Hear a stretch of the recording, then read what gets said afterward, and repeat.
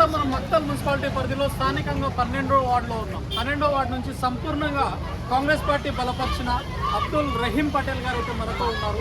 So వారి మాటల్లోనే పెద్ద ఎత్తున ప్రచార ర్యాలీకి కొనసాగిస్తూ ఉన్నారు.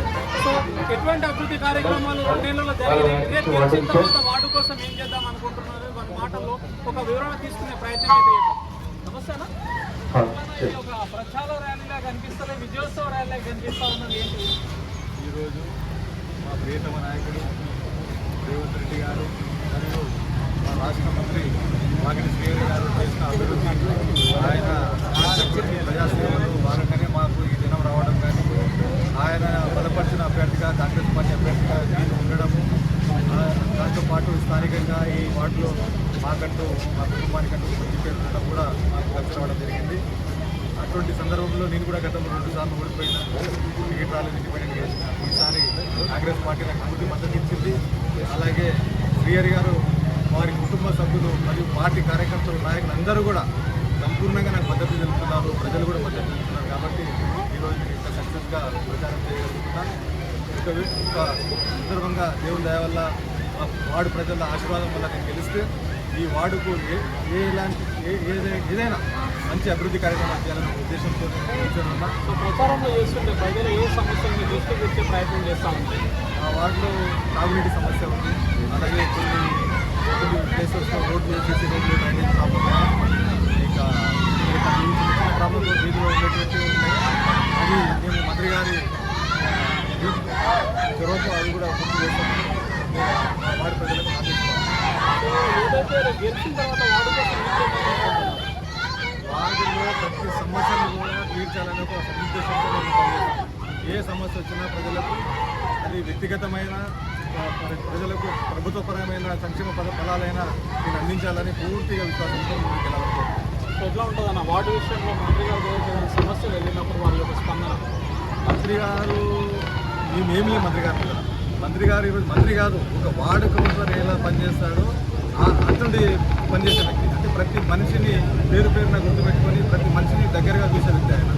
మేము ఆయన దాంట్లో చూస్తే మేము ఏమీ లేదు. ఆయన అభివృద్ధి, ఆయన ఒక చరువునే మాకు ఈ జనం కానీ, ఈ ర్యాలీ కానీ, ఈ ప్రచారం కానీ ఇంత ఉత్సాహం ఉందంటే ఇది మంత్రి గారి చరువునే, వాకిటి శ్రీహరి గారి దయ వల్లనే మాకు ఈ ఊపు ఉంది, స్పందన. సో ఏదైతే కాంగ్రెస్ ప్రభుత్వం అధికారంలో 2 ఏళ్ళు అవుతా ఉంది, ఏమేమి చేసే ప్రయత్నం చేశారు? ప్రభుత్వ పరంగా రాష్ట్ర ప్రభుత్వం అయితే ఉచిత బస్సు, ఇందిరమ్మ ఇండ్లు, దాదాపు మేము కూడా 15 ఇండ్లు మా వార్డులో ఇవ్వడం జరిగింది. ఇక 2వ విడతలో ఒక 35 ఇండ్లు పెట్టడం జరిగింది. అవి కూడా ఈ మార్చి ఏప్రిల్లో 2వ విడతలో వస్తాయి. అవి కూడా ప్రజలకు అందిస్తాము. రేషన్ కార్డ్స్ చేయడం జరిగింది, చాలామందికి లేకుంటే. ఇప్పుడు పెన్షన్స్ బంధులే, మళ్ళీ పెన్షన్స్ కూడా ఇంతకు వస్తే పెన్షన్లు కూడా అందరికి అందిస్తామని. సో ఫైనల్గా ఫిబ్రవరి 11వ తారీఖు రోజు మన మున్సిపాలిటీలో ఓటింగ్ కాబోతాం. మరి 12వ వార్డు ఓటర్స్కి మన ఛానల్ ద్వారా ఏం చెప్పాలి? 12వ వార్డు ప్రజలకు, ఓటర్లకు అందరికీ కూడా నేను పేరున పాదాభివందనం చేస్తూ, నేను 2 సార్లు ఇండిపెండెంట్గా పోటీ చేసి ఓడిపోయినా, అప్పుడు కూడా ప్రజలు నాకు సంపూర్ణ మద్దతు ఇచ్చి 2వ స్థానంలో కొద్దిగా ఒక 30-35 ఓట్ల తేడాతోనే ఓడిపోయినా, ఈసారి ఆ జనమంతా నా మీద ఒక దయతో ఉన్నారు, నన్ను గెలిపిస్తారని పూర్తి విశ్వాసంతో ఉన్నాను. 11వ తారీఖు రోజు జరిగే మున్సిపల్ 12వ వార్డు ఎలక్షన్లో ఈ వార్డు ప్రజలు మరి ఈ వార్డు ఓటర్లు మహాశయులందరూ కూడా నాకు చేతి గుర్తు మీద ఓటు వేసి నన్ను భారీ మెజార్టీతో గెలిపించాలని మీ అందరికీ పాదాభివందనం చేసి కోరుకుంటున్నాను.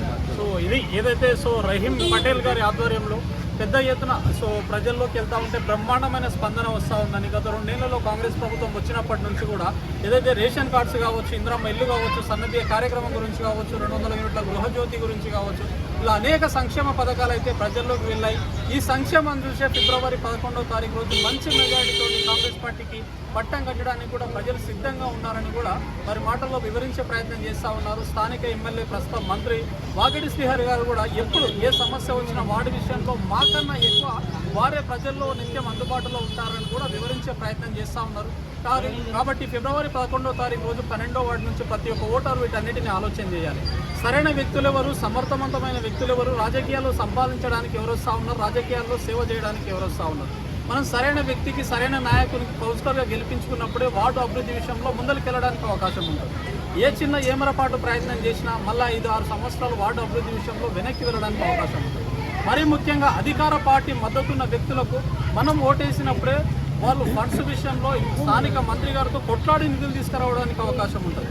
కాబట్టి వీటన్నిటిని ఆలోచన చేసి ఫిబ్రవరి 11వ తారీఖు రోజు 12వ వార్డు నుంచి ప్రతి ఒక్క ఓటరు సరైన వ్యక్తి ఓటు వేసి సరైన నాయకుడిని ఎన్నుకొని వార్డు అభివృద్ధి విషయంలో తోడ్పాటును అందిస్తారని కోరుకుంటాము.